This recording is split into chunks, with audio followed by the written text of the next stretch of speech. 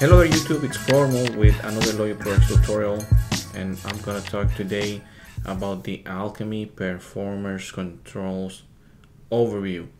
Finally, we are in the performance section.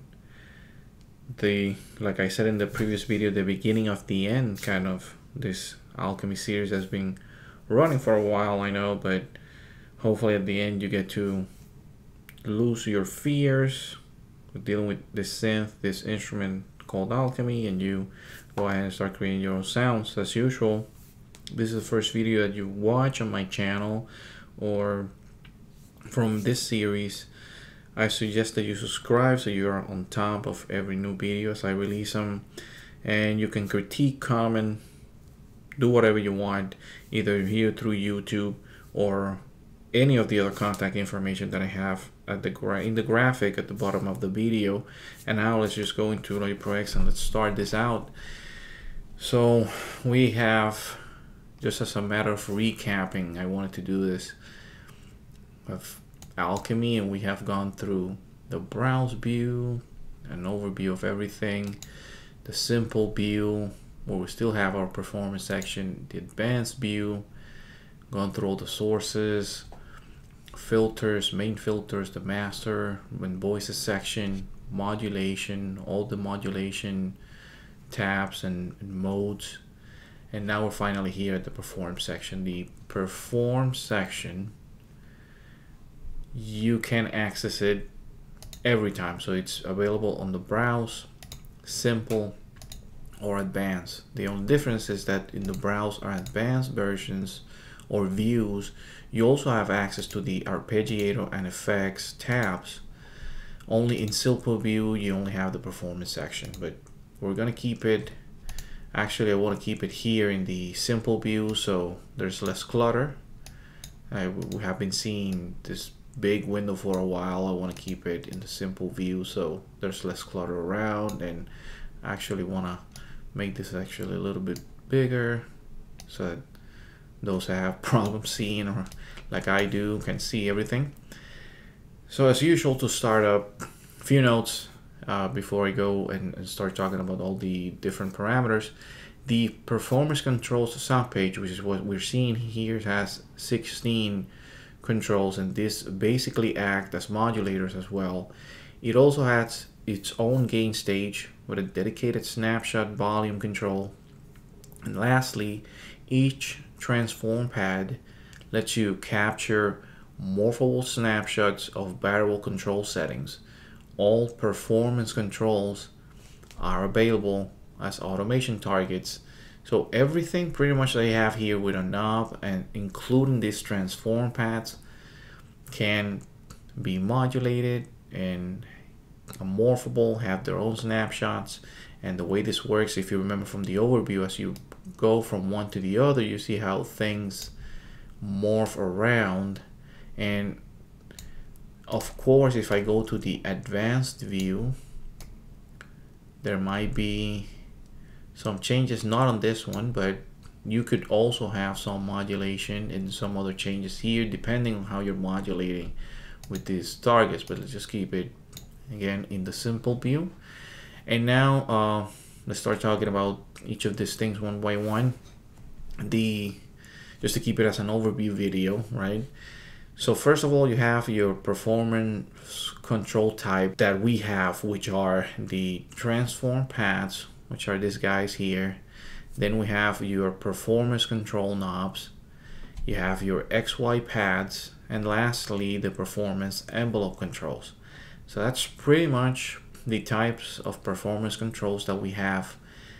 They keep stressing the word performance or perform because this is equivalent to how a DJ, like an electronic music DJ, will start playing around with live music and mixing and creating sweeps and different modulation sources and all that stuff, and going from one to the other seamlessly.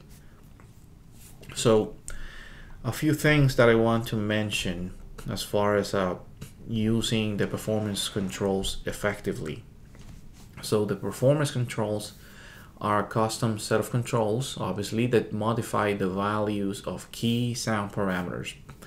you can use the auto assign feature, which tries to find the most relevant parameters of the current preset to map to performance controls, and that's obviously tied to your preset. And for that, I'm gonna bring a different preset so we see how things have changed. If anything, you see quickly the transform paths change their name. Also, this is a good start with the auto assign feature, but it is preferred that you learn and do assignments for yourself. What does that mean? What that means is that once you learn how to create your own assignments for the performance controls, you're gonna have a pretty good idea of what typically they're used for right here, and you're also gonna have a better idea of how you're affecting your sources and your sample and your original sound. I know we have mentioned a lot of parameters here where names and titles or whatever, or topics, repeat again and again, and we can hear an LFO, all that stuff. But if you don't have a good idea of what they do, maybe it will take you longer to get where you want to be. So this is good to learn to do it by yourself, as I always encourage you to do, so that you know exactly what you need to do, where you want to go, or at least have a pretty good idea of what to do to get there faster. Now, some guidelines that work well for most presets are, so you have the control knobs, as I said, which are these guys here. And these provide quick access to a sound's main characteristics, and you can reassign all these knobs when you are in advanced view. And I will go to advanced view real quick. I can take this down. Let's see, I make it 75%. Okay, so when in advanced view, you can change all of these guys. So you have knobs 1 and 5. So this is how they go, or how they are known, right? From 1 through 4, 5 through 8. So knobs 1 and 5 are often used for delay and reverb level respectively. If other effects are used, then other effect parameters can be placed on these. 2 and 6 are used mainly for filter cutoff and resonance. So that's why we see them there already. It's auto assigning based on a preset. 3 and 7, they're often used to control rhythm or movement in a preset with LFO, obviously modulation, or an arpeggiator parameter assignments. That's why we see one called modulation on 3 and then LFO rate on 7. So it's going to be tied mostly to modulation, or typically used for that.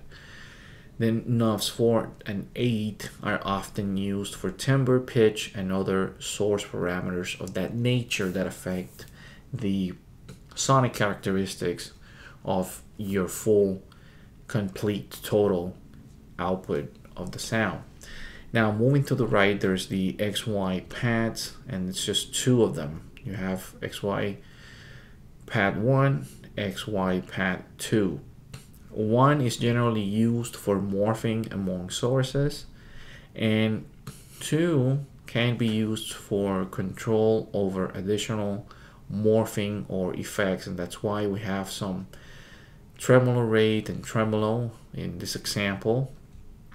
And then we have some panning and some volume morphing that we can do on pad number 2 in this example. Then at the very end, we have the envelope knobs. Normally, these ones control the corresponding parameters in AHDSR1, which is Alchemy's main envelope. You can reassign to other parameters as you see fit. We're going to see that in the next video, actually. Now I'm going to go down here to this guy's here. You have this mod wheel, and it's typically linked with the most playable performance control and should always be functional for the first snapshot, which is this guy over here. Then at the very far left, it's the octave, and you can turn it off like it is right now if you want to play your sound across the entire keyboard range. It's not going to be set to a specific octave, but again, we're going to see that in the next video in more detail. And then some aftertouch, which is typically assigned to something useful for the preset that you have. And really with that, that's really a good overview, I would say, for the purpose of this video, and try to keep it an overview video and keep it shorter. And then in the next video, then I'm gonna start talking about the transform pack control. So I'm gonna go in more detail. Sorry if some of these things I blew through them or weren't that understandable, but I promise in the next videos I'm going into detail as usual into those, and then you're gonna get a clear picture of it. So I'm gonna leave you with that for now. As usual, thanks for the support to all of those new subscribers, all the new comments and the support. Thanks for spreading the word around, which I think is what's happening, which is good. I want to reach more people, but obviously thanking all of those that are doing their part. See you in the next video. Peace out, YouTube.